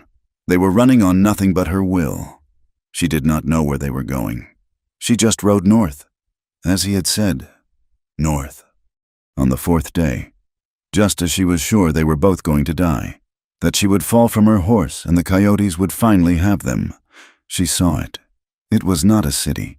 It was just a town, a small, quiet collection of buildings nestled in a cottonwood grove. Smoke rose from a chimney. It was the most beautiful thing she had ever seen. She half-dragged, half-carried Jack from his horse. He was a dead weight, his feet dragging in the dust, his head lolling on his shoulder. He was muttering, something about the railroad, about Kansas. She kicked open the door of the first building she saw that looked like it offered shelter. A small, hand-painted sign read, "The Silverlode Inn." The room was warm, clean, and smelled of baking bread. An older woman with gray hair pulled back in a severe bun and eyes as sharp and clear as a winter sky, looked up from the desk. Clara, her clothes in tatters, her face streaked with mud and tears, her hair a matted wreck, stood in the doorway, holding up the weight of a bleeding, half-conscious, heavily armed man. "Please," Clara whispered, her voice cracking. "Please, my husband, he's been hurt. He needs a doctor." The innkeeper looked at them. She did not look at the mud. She did not look at the gun. She looked at Clara's hands, raw and bleeding from the rains. She looked at the gold wedding band that was not on her finger. She looked at the desperate, fierce, protective terror in Clara's eyes. She looked at Jack, at the ruin of his face, at the dried blood on his shirt, at the way his hand was still, even in delirium, gripping Clara's arm. The widow saw the truth. She saw the flight, the fight, the desperation. She saw two people who had been through a war. She did not ask a single question. She did not ask for money. She did not ask their names. She simply rounded the desk, her face softening just a fraction. "He needs a bed," the widow said, her voice firm but kind. "Bring him in. Room 2, on the left. I'll fetch the doctor.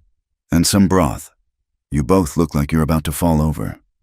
She held the door open for them. She was taking them in. The fever held Jack in its grip for 4 days. A burning, restless torment. Clara never left his side. She sat in the small, clean room at the Silverlode Inn, a room that felt as foreign as a palace, and she fought for him. She spooned broth given to her by the inn's owner, the quiet, stern widow named Agnes, between his cracked lips. She kept the bandages clean, washing them herself in the basin, her hands stinging from the lye soap. She bathed his face, his scarred, familiar face, with cool water, whispering to him when he thrashed in his delirium. "It's all right, Jack," she would murmur, her hand steady on his forehead. "You're safe. I'm here. It's just the fever." "You're safe." She was no longer his patient. She was his anchor. She tended to him with a fierce, protective focus that left no room for her own exhaustion. The doctor, a weary man with kind eyes, had come and stitched the wound, declaring it clean but deep. "He's strong," the doctor told Clara, his eyes assessing her own gaunt frame. "But the fever will decide. You rest too, ma'am. You look like a ghost." But Clara could not rest. She watched the man who had pulled her from the arroyo, the man who had held her in the storm, the man who had stood between her and her husband's rage, and she willed him to live. She poured her own stubborn survival into him. On the 5th morning, his eyes opened, and they were clear. He looked at her, his gaze sharp, focused. He was weak, but he was Jack. "Clara," he rasped, his voice a dry crackle. She burst into tears, a sudden, silent flood of relief that soaked the front of her filthy shirt. She just nodded, unable to speak, her hands gripping his. "You're safe," he muttered, his eyes closing again. But this time, it was the pull of healing sleep, not the void of fever. As he recovered, the quiet rhythm of their life returned. But it was different. It was softer. They were no longer in the harsh, red rock world of the canyon. They were in a room with 4 walls, a clean floor, and a window that looked out onto a quiet street. Widow Agnes brought them meals. Simple, hearty food. She never asked their story. She just accepted Clara's claim. "Your husband is looking better today, Mrs. Carver," she would say, and the new name, his name, settled around Clara like a warm, protective cloak. Jack was a terrible patient. He hated being weak. By the 2nd week, he was sitting up, his face grim, his side a band of fire. But he was alive. Clara, in that time, began to mend herself. She had no clothes but the torn, blood-stained blue shirt and canvas trousers she had fled in. Widow Agnes gave her a simple, gray work dress, one of her own, and Clara wore it with gratitude. But it was not hers. She began to help the widow, sweeping the inn's floors, peeling potatoes in the kitchen, hanging linens on the line. Agnes paid her a few coins, which Clara accepted without shame. She was earning her keep with her first few coins. She did not buy food. She went to the general store across the street. She spent a long time touching the bolts of fabric. There was a white lawn, delicate as a moth's wing. She flinched from it.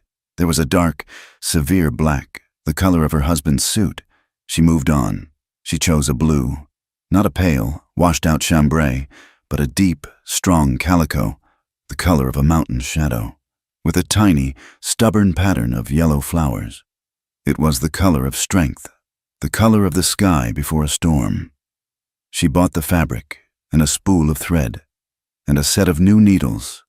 She sat in the chair by the window in their room while Jack dozed or just watched her, and she began to sew. She sewed a new dress. There was no pattern. She cut it based on the memory of her own body, a body she was finally reclaiming. It was not a preacher's wife's dress. The collar was simple, the waist was high and comfortable, the sleeves easy to move in. It was a dress for a woman who worked, a woman who lived. As she stitched, her small, neat stitches mirroring the ones she had used on the cabin curtains, she felt as if she were sewing her own skin back together. This was not for a husband. This was not for purity. This was for Clara. While she sewed, they talked. Their voices were low, the plans quiet, as if speaking them too loudly would break the spell of their safety. "The money's almost gone," Jack said one afternoon. He had a small pouch of coins he'd taken from his cabin, money from his last foray as a railroad man. It was nearly empty. "I can work," Clara said, not looking up from her seam. "I am Widow Agnes. She's fair." "We can't stay here," he said. He was right. This town was a respite, not a home. The preacher was still out there. The bounty was still out there. "We have to go north. Like I said, Wyoming." "Wyoming," she repeated. The name felt good on her tongue. It sounded clean. "With the cattle?" "A few head," he said, and she heard the faint, hopeful smile in his voice. "A small brand, a new name, a name that fits." "Carver," she said, testing it. "Mrs. Carver. I like the sound of it." He looked at her, his face serious. "We'd have to make it legal. Find a preacher, a different kind of preacher." Clara's hand stilled on the blue fabric. "Yes, we would."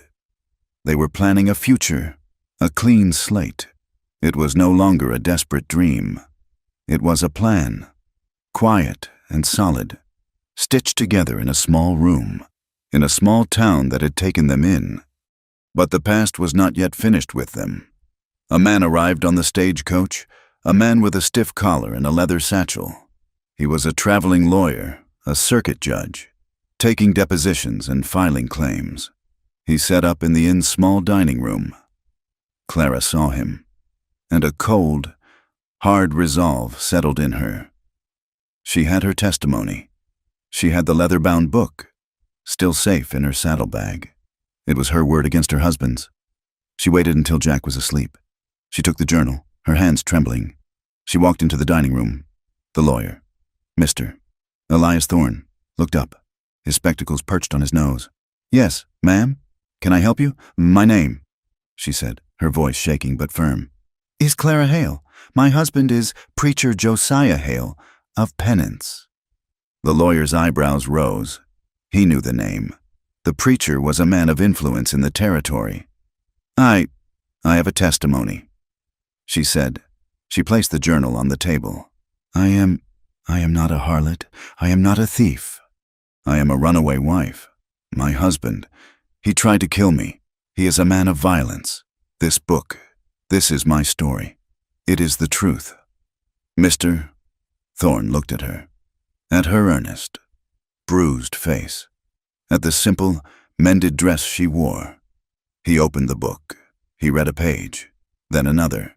He read of the prayer closet, of the whipping, of the terror. He was silent for a long time. Finally, he looked up, his face grim. "Ma'am, this is a terrible account, but a wife's testimony against her husband. It is not easily given." "I know," she said, "but he has put a bounty on my head. He has called me a criminal. He will hunt me. This is all I have. It is my voice. I want you to send it east. To the newspapers, to the marshals, to anyone who will listen. I am not a criminal. I am a survivor. Let the world know his truth." Mr. Thorne closed the book. He looked at her with a new respect.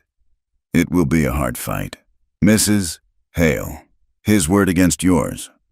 "My name," she said, her chin high, "is Clara Carver, and I am not afraid of him anymore." The final test came 3 days later. It was just after noon. Clara was sweeping the inn's porch. Jack was sitting in a chair against the wall, his first time out in the sun, his face pale but his jaw set. A rider came down the street. He was not a cowboy. He was wearing a new duster, and he had a tin star pinned to his vest. He was a lawman, and he was not the local sheriff. He pulled his horse up in front of the inn. He looked at Clara, then at Jack, his eyes lingering on Jack's scarred face and the pistol at his hip. He swung down from his horse. "Afternoon, ma'am," he said. He was a big man, but he looked tired. "I'm Sheriff Brody, from Penance." Clara's blood turned to ice. She gripped the broom handle so tight her knuckles were white. Jack started to rise, his hand moving toward his gun. "Easy, son," Brody said, his voice not unkind. "I'm not here for a fight. I'm just here for a woman." He pulled a piece of paper from his pocket.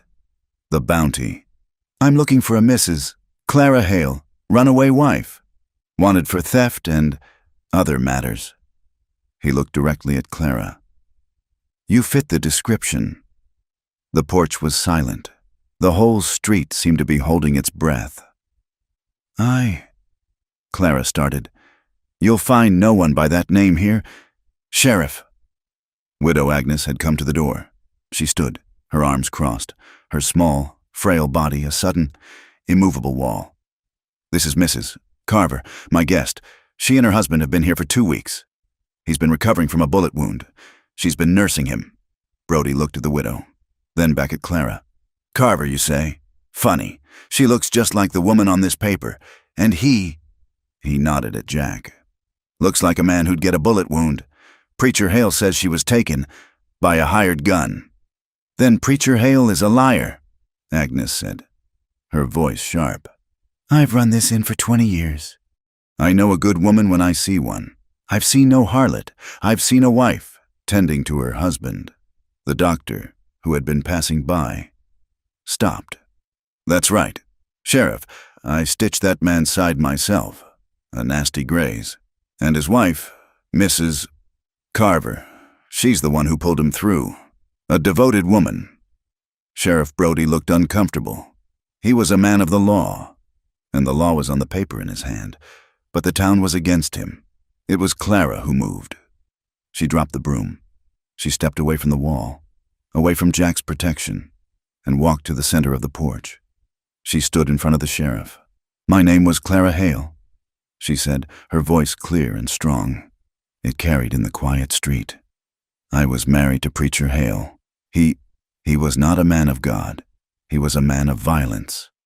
A gasp went up from the few townsfolk who had gathered. "He beat me," she said, her voice gaining power. "He locked me in the dark. I ran to save my life. That is my only crime." She turned and pointed to Jack, who was standing now, his hand on her back, his face a silent, steady promise.